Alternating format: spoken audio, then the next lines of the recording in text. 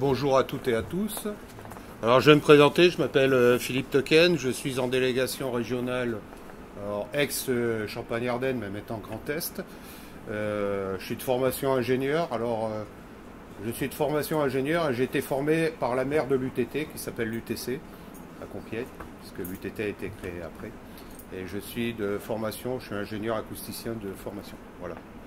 Et je suis maintenant au CETIM depuis 91, donc j'ai fait de l'acoustique et après j'ai basculé pour une deuxième partie de carrière en délégation régionale et je rencontre les industriels cotisants du CETIM. Donc moi je vais vous présenter les objets connectés vus par le CETIM au travers du filtre mécanicien. Qu'est-ce qu'on en attend des objets connectés? Ça va être l'objet de mon exposé. Alors cet exposé, bon, c'est plutôt un dossier de veille que je vais vous présenter. Les objets connectés, cet exposé a été conçu par, au Neurodam, par Karine Laurent de la veille technologique et stratégique du CETIM à Senlis, de monsieur Eric Padiolo, responsable R&D mécatronique à Senlis, et moi-même qui vous présente cet exposé sur les objets connectés. Alors je vais vous présenter les objets connectés au travers de la vision du CETIM. Il y a plusieurs visions. Ici, il s'agit d'une vision qui est complètement mécanicienne. C'est au service du monde de la mécanique, des industriels de la mécanique. Donc dans un premier temps, quelques explications. Je vais d'abord vous présenter le contexte et le défi. Dans un deuxième temps, le point de vue externe avec les spécifications. Dans le côté externe, il faut voir orienté client. Point de vue interne, caractéristiques clés, c'est plutôt orienté conception de l'objet connecté. Et en conclusion, vous aurez dans l'exposé les sources biblio sur le sujet qui a servi pour établir cette présentation. Contexte et défi. Donc nous on voit les objets connectés de la manière suivante. Tout objet dont la vocation première n'est pas d'être un périphérique informatique ni une interface d'accès au web, mais plutôt un objet auquel on ajoute une connexion Internet. On donne comme exemple d'objet non connecté vu de nous une imprimante. Une imprimante, c'est pas un objet connecté, c'est une machine qui reçoit une information, qui exécute une fonction. Un smartphone, c'est pas un objet connecté. Une montre, ça peut être éventuellement une montre connectée si elle reçoit des informations et elle en rend. Donc, reliés à Internet, les objets connectés peuvent échanger des informations avec d'autres systèmes. Ils pourront par exemple collecter, stocker des informations en fonction de leur environnement. Alors, on peut citer un exemple, mais ça sera revu tout à l'heure avec un autre exposé dans le monde de la médecine et de la santé, rythme cardiaque, etc., etc. Alors, au jour d'aujourd'hui, tout le monde court avec des machins sur les bras. Bon, pour échanger des informations. Je ne sais pas ce qu'ils en font après, mais bon, ils les ont toujours. Déclencher une action en fonction d'informations issues du web, comme par exemple l'arrosage d'une pelouse à la veille d'une journée de sécheresse. Les objets connectés apportent de nouveaux services, de nouveaux usages pour les clients. Je vais essayer de vous le détailler. Je vais le détailler au travers de mon exposé. Donc nous, relié à Internet, c'est l'échange d'informations via l'Internet. Donc si on regarde dans un monde un petit peu plus vaste, l'Internet des objets connectés, c'est les objets qui embarquent de l'électronique, des logiciels, des capteurs, etc. etc. Mais c'est aussi dans notre esprit, plus le réseau, plus le nuage, plus l'infrastructure pour récupérer ces échanges de données entre l'objet et un système. Donc voilà, chaque objet est identifié de façon unique au travers de son électronique embarquée et il est capable d'interagir avec l'infrastructure Internet. Dans notre esprit, les points clés sont repris ici. Ce qu'on veut, nous, dans notre esprit, quand on parle d'objets connectés, c'est d'abord des gains de temps, des réductions de consommation d'énergie et des réductions des coûts. C'est les trois points clés qui, pour nous, CETIM, sont très importants quand on parle d'objets connectés. À partir de ces points clés, eh bien, on peut se poser quelques questions de savoir qu'est-ce qu'on fait avec ces objets connectés. On peut par exemple piloter, on peut par exemple surveiller, on peut par exemple réguler, simplifier le travail, améliorer la vie quotidienne et anticiper les changements de l'environnement. Voilà pour nous la définition des objets connectés. Voilà ce qu'on vise et voilà sur lequel on va travailler au travers des 6 points que je viens de vous détailler.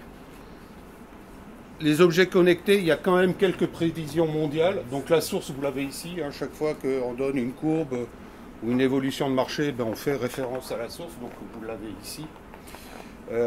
Voilà, au jour d'aujourd'hui, le monde tel que l'on voit sur l'évolution du nombre d'objets qui sont connectés. Donc ici, vous avez, ici depuis le début, depuis la nuit des temps, vous avez en milliards d'objets connectés le nombre d'équipements qui sont connectés depuis le début. La courbe qui est ici, l'échelle qui est ici, c'est la courbe qui est rouge ici, c'est l'évolution du nombre d'objets connectés tous les ans, l'augmentation des objets connectés tous les ans. Donc on est sur un point d'inflexion ici, 2015-2016, et ici on est à 6 milliards d'objets connectés supplémentaires tous les ans, et on estime qu'en 2025, le nombre d'objets connectés, l'augmentation d'objets connectés tous les ans sera de 14 milliards d'objets. Donc et on voit aussi quand même sur ce graphique que, bon, au début il y avait quand même une majorité, enfin une part très importante d'objets connectés plutôt grand public, que vous avez ici, mais les estimations et les prévisions, on voit quand même apparaître une évolution assez sensible des objets connectés au service de l'industrie au sens général du terme. C'est la courbe qui est, enfin c'est la couleur qui est ici. Bon, il y aura un accroissement d'objets connectés pour le grand public, mais la part la plus importante du développement va être tournée vers l'industrie. Alors, quelques exemples.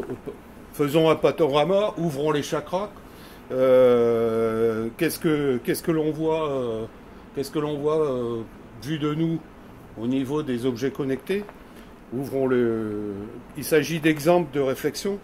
Donc nous, notre réflexion, c'est de partir du très large pour converger vers des solutions d'objets connectés plutôt industriels. Donc c'est une vision large qu'on vous présente ici. Donc évidemment, il y a l'automobile, avec les différents points que vous voyez, même des objets comme par exemple un pneu. Très longtemps, les pneus, il y a 80% des véhicules qui roulent en France qui sont avec des pneus sous-gonflés. Il faut le savoir, ça c'est une statistique qui est connue. Bon, maintenant, si on est capable de renvoyer une information au conducteur pour dire il faut regonfler les pneus, voilà, c'est une des applications d'objets connectés, le pneumatique. Système de positionnement à l'intérieur des bâtiments, les textiles intelligents. Alors on a mis cet exemple, mais il n'est pas innocent, parce qu'il y a l'UTT à Troyes. Bon, vous êtes à l'UTT, mais antenne de nos gens. Mais à Troyes, il y a quand même une grande expérience du textile, et il y a beaucoup de développement de textiles intelligents, de textiles connectés, etc., au travers du domaine de la santé, mais aussi bien au niveau du domaine du sport. Donc c'est pour ça qu'on a souhaité le mentionner, parce qu'on est quand même en ex-Champagne-Ardenne, maintenant le Grand Est, et il y a quand même un pôle d'excellence sur le textile qui se trouve à Troyes. Donc le pneu communicant, la smart grid de la ville connectée, les gants de travail, etc., etc. Un autre aspect d'objets connectés, les produits électroménagers. Bon, maintenant, avec un smartphone, on est capable de piloter le démarrage de la machine à laver, etc., de la lumière, etc. Même récupérer des informations du frigo en disant il faut acheter du camembert, des yaourts, etc. Bon, ça, c'est des applications qui existent déjà. Donc, le frigidaire est un objet connecté au travers d'une application.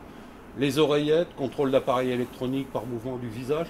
Alors quelquefois il y a un peu de science-fiction, mais ça va très très vite quand même. L'éclairage, donc on éclaire la ville en fonction de la présence de quelqu'un, en fonction de la luminosité, si vous êtes en hiver ou en été, si c'est nuageux ou si vous avez un clair de lune, etc. Eh ben on va régler l'éclairage public pour économiser l'énergie.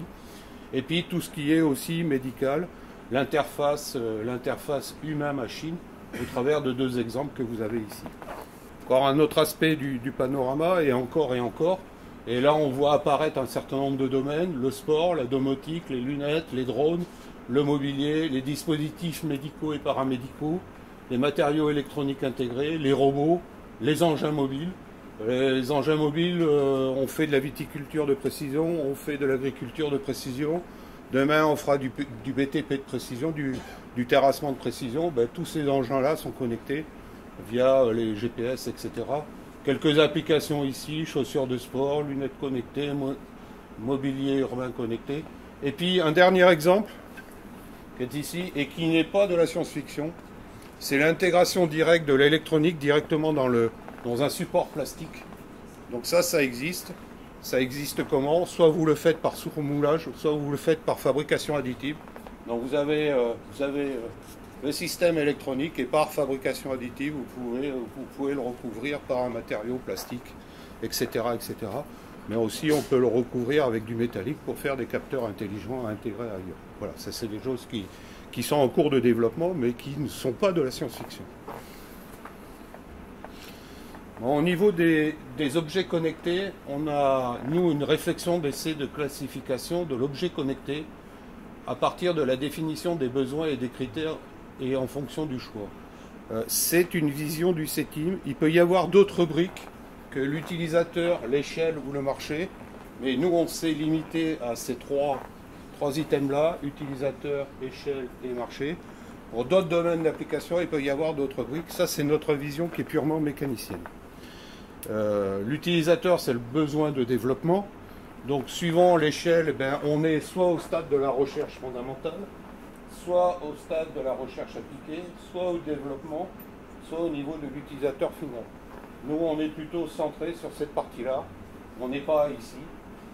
Ici, c'est plutôt le monde académique universitaire, comme l'UTT et d'autres écoles, qui sont plutôt en amont. Nous, on est plutôt sur recherche appliquée, développement et utilisateur final. L'échelle, nous pour les échelles, est-ce qu'on travaille sur le composant? Est-ce qu'on travaille sur le système ou le sous-système? Est-ce qu'on travaille sur la machine où on va mettre des capteurs? Qu'est-ce qu'elle va communiquer? Quelle valeur physique elle va transmettre? Est-ce qu'on est dans le monde industriel? Est-ce qu'on est dans la maison? Ça, c'est des questions qu'il faut se poser quand on développe un objet connecté. Et puis après, il y a les marchés. L'aéronautique, le spatial, l'automobile, les engins mobiles, l'énergie, le médical, la défense, le grand public et la domotique. C'est très important de se positionner parce que le même objet connecté, il va utiliser ce qu'il y a ici, soit il va être référencé ici, soit il va référencer ici. Je vais vous montrer tout à l'heure, en fin d'exposer, un des exemples qui est le roulement connecté et en fonction de l'utilisateur, on est soit utilisateur, soit échelle, soit marché. Et le même objet connecté ne répondra pas à toutes les fonctions. Et il n'y aura pas toujours la même application pour le même objet connecté. Il faudra l'adapter en fonction de l'application sur laquelle il sera monté. Alors, voilà comment nous, on voit les choses. Vous avez ici les échelles. Est-ce qu'on est sur le composant, le sous-système, la machine, l'usine, maison, système global, et au niveau du marché, qui sont repérés ici. Et sur ce tableau, on a mis un certain nombre d'applications possibles d'objets connectés. Donc car-to-car, drone, cabine innovante, surveillance de flotte de véhicules, système de nivelage automatique, robots, télémédecine et tout. Et en repère rouge, je vais vous présenter quelques implications qui sont présentées dans les transparents suivants. Donc ici, vous avez, alors ça c'est notre vision à nous, hein. Vous avez le qui, le quoi et comment. Le qui et quoi, c'est l'utilisateur. La partie recherche fondamentale, recherche appliquée, développement, utilisateur final, c'est le type d'utilisateur, à quoi cela sert. Et en bas, vous avez le comment, c'est notre vision CETIM, c'est notre réponse CETIM à partir de ce questionnement et de l'application des objets connectés. Et dans ce cas-là, nous, on va travailler sur ces valeurs-là, comme par exemple les caméras, les capteurs thermiques, les gyroscopes, les accéléromètres, les capteurs infrarouges, l'ultrason, les radars, etc. Alors, quelques applications. Applications surveillance de structure par des drones, construction d'un pont suspendu avec un essaim de drone, surveillance de chantier, drone militaire, livraison de colis, assistance agricole. Assistance agricole, c'est très important. On est en ex-Champagne-Ardenne Grand Est, dans une région qui est une des toutes premières au niveau au niveau de l'agriculture, au niveau des céréales, betteraves et compagnie. Et c'est extrêmement important de pouvoir géolocaliser le champ, la machine, le tracteur, le pulvérisateur, etc. Pour mettre l'entrant où il faut et pas ailleurs. C'est-à-dire qu'on peut, au lieu de régler la buse à une certaine pulvérisation, en fonction de la cartographie qui ont été faite avant et de la position de l'engin et de l'état du sol, on va réguler la pulvérisation et on va économiser de l'intrant. C'est une des applications. Même chose, prothèse connectée. Alors j'ai pris cet exemple parce qu'on est quand même dans le Nogentais, qui est quand même un grand pôle médical. Bon, je ne pouvais pas faire l'impasse. Donc recherche fondamentale, c'est les matériaux implantables, les moyens de propulsion dans le corps humain, la miniaturisation des capteurs. En recherche appliquée, corrélation des mesures, transmission, analyse de données. Et puis après, tout ce qui est la partie développement, suivi médical à distance, système implantable. Et puis l'utilisateur final, c'est la facilité de vie. Vous savez tous qu'on a un problème générationnel. Il va falloir aider quand même nos anciens à bien finir leur vie et de pouvoir les assister aussi médicalement. Il y a des applications très importantes qui s'appellent des applications très importantes dans le domaine du médical. Alors, ce qu'on développe, nous, c'est des caméras, des appareils photo, des capteurs médicaux, et vous avez quelques applications qui sont ici. La liste n'est pas exhaustive, évidemment, mais on développe aussi, on développe tout ça. Autre exemple dans les dispositifs paramédicaux, vous avez ici le résumé du qui et du quoi. Comment? Capteur de mouvement, capteur de force, guidage et détection d'obstacles, accéléromètre, gyromètre, télémètre, lecteur de puces, caméra, etc., etc. Et puis vous avez quelques applications qui sont repérées ici. Détection de chute et système d'alarme. Bon, c'est surtout pour les personnes âgées qui sont de plus en plus seules et qui ont besoin de surveillance et d'assistance. Le tensiomètre connecté, ce qui vous permet de suivre un peu l'état cardiaque. Et puis les chariots hospitaliers automatisés qui sont représentés ici sur cette illustration. Alors les robots aussi. Il y a beaucoup de recherches fondamentales sur lidar, infrarouge, caméra actionneur, etc. On a une application OCTIM sur une nacelle élévatrice. La recherche appliquée, c'est détection d'obstacles et adaptation à l'environnement. On a équipé une nacelle élévatrice, donc justement pour tout ce qui est détection d'obstacles, etc. Quand la personne est à 5 mètres de haut, s'il y a un trou à l'atelier, ça risque de... Donc il faut pouvoir détecter, etc.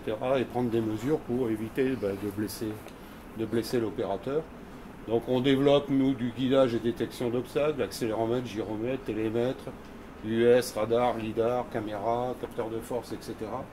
Donc quelques applications, surveillance de sites industriels. Demain, il y a une très forte chance que tout ce qui est entreposage, site logistique, au niveau des rayonnages, il n'y ait plus un humain. Il y a des gens qui préparent les commandes. Demain, il n'y aura peut-être plus personne. Ça sera entièrement robotisé. Ça veut dire qu'au lieu d'avoir des emplois de type préparation de commandes, on aura des informaticiens, des roboticiens, justement, pour piloter tout ça. Donc on va changer un petit peu d'échelle. Ça, c'est des projets qui sont en cours bien avancés entre les plateformes logistiques, les grands distributeurs, style Carrefour, etc. C'est en train de venir et ça va venir, je pense, très très vite. Après, des multi-robots et puis des robots de manipulation à deux bras qui communiquent, etc. On développe quelques applications, nous, là-dessus, sur tout ce qui est robotique collaborative. On laisse faire au robot des tâches à faible valeur ajoutée et on laisse l'humain travailler avec le robot pour tout ce qui est un peu minutieux et à forte valeur ajoutée. Ça, c'est des choses qu'on a développées chez nous. Et puis, engin mobile, j'en ai parlé tout à l'heure, donc je reviens un petit peu dessus. Secteur d'activité, l'agri, le viti, le vici. Je peux citer des grandes entreprises de la région ex-Champagne-Ardenne Grand Est. Il faut travailler comme ça. Technoma, Crémer, Puvexpert, etc. qui développent des choses dans ce domaine-là. Les drones sont développés aussi, tout ce qui est micro-pulvérisation, c'est-à-dire essayer de mettre la goutte de traitement au bon endroit sur la feuille de vigne, par exemple. C'est des choses qui existent. Donc il y a des cartographies, etc., qui sont faites. Et puis tout ce qui est travail par chenillard dans le monde de la vigne. Et chenillard, peut-être que demain il sera complètement autonome, on lui mettra le programme, et puis il ira pulvériser dans les rangs de vigne. Et puis l'opérateur, cette opération à faible valeur ajoutée, ça ne veut pas dire qu'il n'y aura plus personne à côté, il y aura quelqu'un. Mais lui, il travaillera, il regardera la vigne, et il aura des activités à plus forte ajoutée. Puis tout ce qu'il faut pulvériser, ben, ça sera complètement robotisé. C'est des choses qui sont en cours de développement. L'objet, c'est pas de remplacer l'homme par la machine. Hein. C'est de remplacer l'action à faible valeur ajoutée par une action à plus forte valeur ajoutée. Donc, et puis quelques outils industriels de mesure et de production. Vous en avez quelques exemples. Donc les exemples du CETIM au travers de ce qu'on appelle la mécatronique chez nous. On a instrumenté un treuil de manutention en vue de capter des valeurs physiques pour faire de la maintenance prédictive. La nacelle et l'élévatrice, je vous en ai parlé tout à l'heure pour plus de sécurité pour l'opérateur. On a travaillé sur une mini-pelle hydraulique. Une seule action sur le manipulateur et ça combine de mouvements. Et puis des choses qui sont beaucoup plus basiques et pour lesquelles on aurait pu croire qu'on avait tout inventé, mais loin de là. C'est tout ce qui est boulonnerie instrumentée, éclisse instrumentée, etc. Où on est capable d'instrumenter un certain nombre d'assemblages pour savoir si on a serré au bon coup, si c'est bien ce qu'on a prévu, etc. etc. C'est des choses assez basiques comme matériel, mais finalement quand c'est instrumenté, ça devient à plus forte valeur ajoutée. Et puis, le grand rêve, c'est l'usine du futur, telle qu'on l'imagine au travers de l'Alliance, nous au CETIM, dans lequel on fait partie. C'est tout ce qui est capteurs communicants, process de fabrication. Tout. Donc là, on utilisera tout type de capteurs. C'est un projet que l'on mène au jour d'aujourd'hui avec des partenaires comme la Fédération des industriels mécaniques. On est soutenu par le ministère de l'Industrie. On rencontre M. Macron relativement souvent. C'est l'objet de l'usine du futur.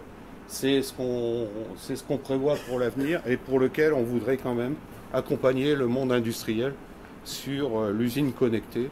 Je vous dis, laisser tous les travaux à faible valeur ajoutée à la machine et se concentrer sur l'innovation et l'intelligence.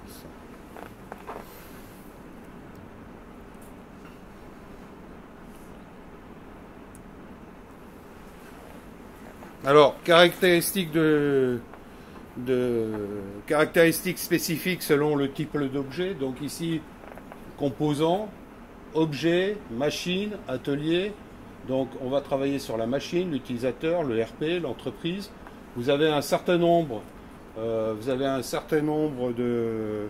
de choses que l'on veut faire, soit un roulement instrumenté, un actionneur intelligent, une domotique, des volets roulants. Somfy est un leader dans le domaine.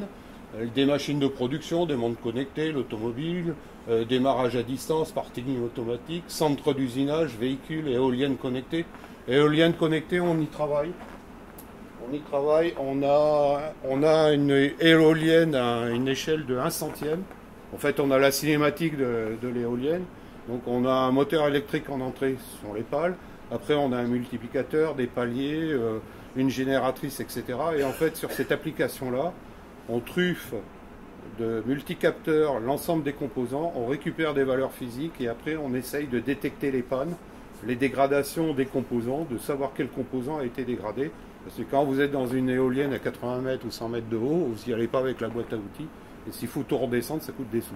Donc avant de tout casser, il faut essayer de faire de la maintenance prédictive. Et puis les actionneurs, alors au niveau thermique, c'est tracteur agricole, hydraulique, engin de TP, pneumatique, électrique, hybride. Vous voyez un petit peu, le champ est vaste.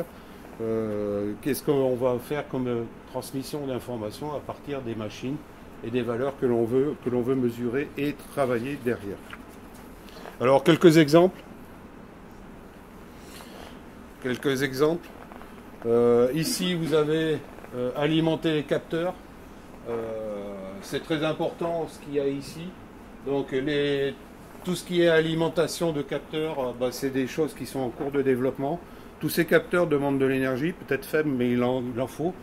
Donc on essaye de remplacer les piles et les batteries par de la récupération d'énergie. Si le capteur est monté sur une machine qui vibre, on va essayer d'entretenir son alimentation par la vibration, par le thermique aussi, ou pour la photonique. Qu'est-ce qu'on veut mesurer? Recueillir de l'information. Donc ici, vous avez un certain nombre de recueils d'informations dans l'environnement. Donc ça peut être des caméras, des pressions, des températures, des débits, des mouvements, des distances, des localisations, du bruit, des vibrations, de l'humidité, coupe-force et paramètres médicaux. Et puis après, le troisième pavé qui est ici, comment on va transformer ces informations-là et qu'on va traiter l'information. Donc stocker et analyser par des processeurs et par des logiciels de conversion de signal, traitement, etc., etc.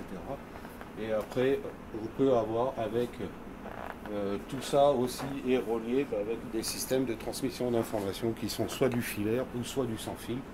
Donc un certain nombre d'applications sont représentées et un certain nombre de formats sont représentés ici sur ce transparent.